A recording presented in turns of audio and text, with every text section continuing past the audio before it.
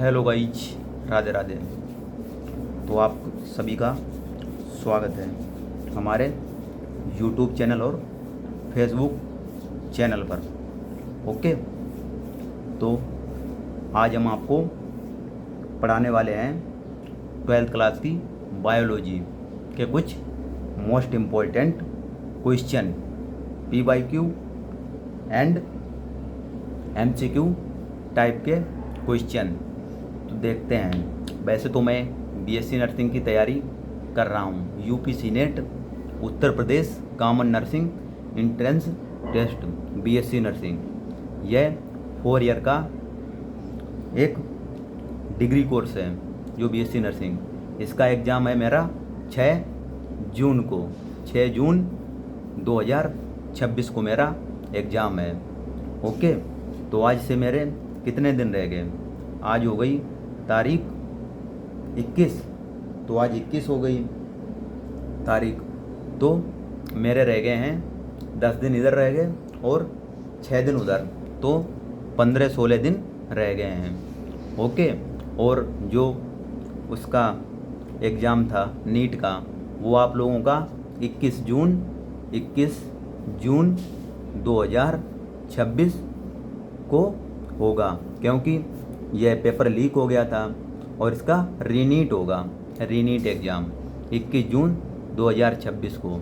Okay, और अगर आप नीट के स्टूडेंट हैं तो यह वीडियो आपके लिए भी यूजफुल है, क्योंकि उसमें भी बायोलॉजी आती है, बायोलॉजी उसमें भी आती है। तो बायोलॉजी का तो नीट में स्कोप ज़्यादा है।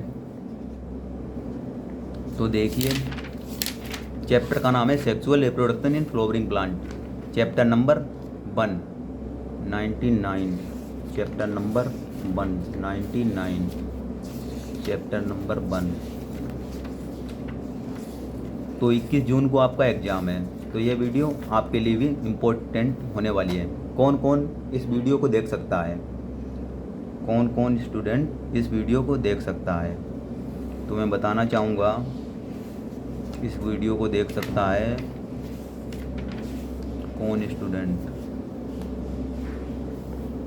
इस वीडियो को कौन स्टूडेंट देख सकता है? तो इस वीडियो को देख सकता है जो फार्मेसी कर रहा है वो देख सकता है, नीट की तैयारी कर रहा है वो देख सकता है, एम्स की प्रिपरेशन कर रहा है वो स्टूडेंट देख सकता है, और नर्सिंग की जो प्रिपरेशन कर रहा है वो स्टूडेंट देख सकता है। तो 99 पे हम चलते हैं, ये आ गया। तो चैप्टर 1 क्या है? Sexual reproduction in flowering plant, reproduction in flowering plant, question number 1। English में साइड है, बट मेरा तो हिंदी मीडियम, मैं तो हिंदी पैटर्न पे एग्ज़ाम दूंगा। अगर आपको इंग्लिश में देखना है तो आपके ये क्वेश्चन रहे, वैसे तो मैं हिंदी पैटर्न पे करा रहा हूँ। ओके, पुरुष का जो नर जनन तंत्र क्या है? पुरुष का नर जनन तंत्र होता है पुंकेसर, पुंकेसर है, यह पुरुष का नर जनन तंत्र है। पुष्प का स्त्री प्रजनन अंग क्या है? पुष्प का नर प्रजनन अंग पुंकेसर है, और पुष्प का स्त्री प्रजनन अंग स्त्री केसर है। पुंकेसर यह पुरुष का है। परागकोश तंतु, तो ये पुरुष का प्रजनन अंग है पुंकेसर, पुरुष का स्त्री प्रजनन अंग है स्त्री केसर। द्वारा डबल निषेचन की विशेषता क्या है? आवृत बीजी पौधों में द्वारा निषेचन पाया जाता है। Question number 3। Question number 4, question number 4, त्रिगुणी संलयन ट्रिपल फ्यूजन का उत्पाद है एंडोस्पर्म। त्रिगुणी संलयन ट्रिपल फ्यूजन का उत्पाद क्या है? एंडोस्पर्म। बिना निषेचित अंडाणु से भ्रूण का विकास क्या कहलाता है? पार्थेनोजेनेसिस। बीज रहित फल का निर्माण होता है। अनिषेक फलन में एक ही पौधे के 2 पुष्पों के बीच परागण कहलाता है। सजात पुष्पी परागण कहलाता है। एक ही पौधे के 2 पुष्पों के बीच परागण सजातीय परागण कहलाता है। 2 पुष्पों के बीच बात की गई है, तो सजात पुष्पी परागण कहलाता है। क्वेश्चन नंबर 8, आवृत बीजियों एंजियोस्पर्म का नर युग्मकोद्भिद है। पराग कण क्वेश्चन नंबर 9, क्वेश्चन नंबर 9, एक परागकण में नर युग्मक होते हैं। तो एक परागकण में नर युग्मक होते हैं 2। एक परागकण में जो नर युग्मक होते हैं 2 होते हैं। एक परागकण में नर युग्मक 2 होते हैं। निम्न में से भ्रूणपोषी एल्ब्यूमिनस बीज का उदाहरण है। उपरोक्त सभी गेहूँ भी है, चावल भी है, मक्का भी है। तो ये एल्ब्यूमिनस भ्रूणपोषी के उदाहरण हैं, भ्रूणपोषी के उदाहरण हैं उपरोक्त हाल। तो ये हो गए हमारे 10 क्वेश्चन कंप्लीट। अब देखते हैं 11। अगर आपको इंग्लिश में अच्छा लगता है तो आप इंग्लिश में देख लेना, साइड में तो मैंने टिक तो लगा ही दिए हैं, इनके अकॉर्डिंग आप इसमें देख लेना।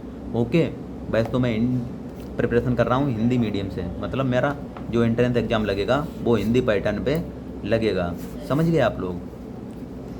तो क्वेश्चन नंबर 11, क्वेश्चन नंबर 11 है, जलकुंभी और वाटर लिली में परागण किसके द्वारा होता है। तो जलकुंभी और वाटर लिली में परागण होता है कीट या वायु द्वारा। परागकणों को कई वर्षों तक द्रव नाइट्रोजन में किस ताप पर संरक्षित रखा जाता है। -196 डिग्री सेल्सियस पर। क्वेश्चन नंबर 13, द्विबीज पौधों के सामान्य भ्रूणपोष में केंद्रकों की व्यवस्था होती है 3+2+3। वह कार्बनिक पदार्थ जो अधिक ताप सुदृढ़ अम्ल व क्षारक से निम्नीकृत नहीं होता है। यहाँ पे निम्नीकृत नहीं होता है तो स्पोरोलेनिन नहीं होता है। अब रूढ़पोषी बीज का उदाहरण क्या है। अब रूढ़पोषी बीज का उदाहरण है मटर। निम्न में से असत्य फल है। तो असत्य फल है उपरोक्त सभी, मतलब स्ट्रॉबेरी, सेब, काजू। क्वेश्चन नंबर 17 का आंसर है परागकोश में टेपिटम का क्या कार्य है। तो परागकोश में टेपिटम का कार्य है पोषण प्रदान करना। परागकोश में टेपिटम का कार्य है पोषण प्रदान करना, मतलब खाना देना। पोषण मतलब न्यूट्रिशन। परागकण का अंताचोल किसका बना होता है। तो परागकण का अंताचोल बना होता है पेक्टिन व सेलुलोज का। और जो बाहरी चोल बना होता है स्पोरोलेनिन का। यह बहुत मजबूत होता है। परागकोश का स्फुटन जिस भाग से होता है वह क्या है। परागकोश का स्फुटन जिस भाग से होता है वह है एंडोथीसियम। क्वेश्चन नंबर 20, किस पादप के पराग कण से एलर्जी होती है। पार्थेनियम या गाजर घास से एलर्जी होती है। पार्थेनियम या गाजर घास से एलर्जी होती है। तो क्वेश्चन हमारे हो गए हैं 20 कंप्लीट हो गए हैं।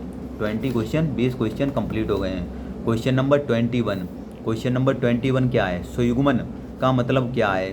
तो सुयुग्मन का मतलब है एक ही पुष्प में परागकोश से वर्तिकाग्र तक परागकण का स्थानांतरण सुयुग्मन कहलाता है। सुयुग्मन ऑटोगमी कहलाता है। एक ही पुष्प में परागकोश से वर्तिकाग्र तक का परागकण का स्थानांतरण ट्रांसफर सुयुग्मन कहलाता है, ऑटोगमी। 10 पराग, क्वेश्चन नंबर 22, 10 पराग मात्र कोशिका से कितने पराग बनेंगे। तो 40 पराग बनेंगे। परागकोश में माइक्रोस्पोरोरेंजियम की सबसे बाहरी की बात की गई है। परागकोश में माइक्रोस्पोरोरेंजियम की सबसे बाहरी और भीतरी की बात की गई है। तो बाहरी एपिडर्मिस और भीतरी होती है टेपिटम। टेपिटम का कार्य है पोषण प्रदान करना परागकोश को। ओके, पौधे की एक विशेष प्रजाति बड़ी संख्या में हल्के गैर चिपचिपे पराग का उत्पाद करती है और इसके कलंक लंबे पंखदार होते हैं। ये संशोधन परागकण को सुगम बनाते हैं। हवा निषेचित, क्वेश्चन नंबर 25, निषेचित भ्रूणकोश में अगुणित, द्विगुणित एवं त्रिगुणित संरचनाएं होती हैं। सहायक कोशिका, युग्मनज और प्राथमिक भ्रूणपोष केंद्रक। क्वेश्चन नंबर 26, वह घटना जिसमें अंडाशय बिना निषेचन के फल में विकसित हो जाता है क्या कहलाता है। अनिषेक फलन कहलाता है। क्वेश्चन नंबर 26 अपने हो गए कंप्लीट। अब क्वेश्चन नंबर 27 देखते हैं। अगर आपको इंग्लिश में अच्छा लगता है तो आप साइड में देख लीजिएगा, दोनों पैटर्न पे है, बट मेरा तो एक एंट्रेंस एग्जाम लगेगा हिंदी पैटर्न पे। ओके, दोहरा निषेचन क्या है। तो दोहरा निषेचन है युग्मक संलयन और त्रिक संलयन। दोहरा निषेचन है युग्मक संलयन और त्रिक संलयन। क्वेश्चन नंबर 28, सम्मोहक और परितोषिक सम्मोहक और परितोषिक किसके लिए आवश्यक होते हैं? कीट परागण के लिए आवश्यक होते हैं। बीज में अवशिष्ट बीजांडकाय को क्या कहा जाता है? तो बीज में अवशिष्ट बीजांडकाय को कहा जाता है परिभ्रूणपोष। क्वेश्चन नंबर 30, आवृत बीजी पादपों का बीजांड तकनीकी रूप में किसके समकक्ष होता है?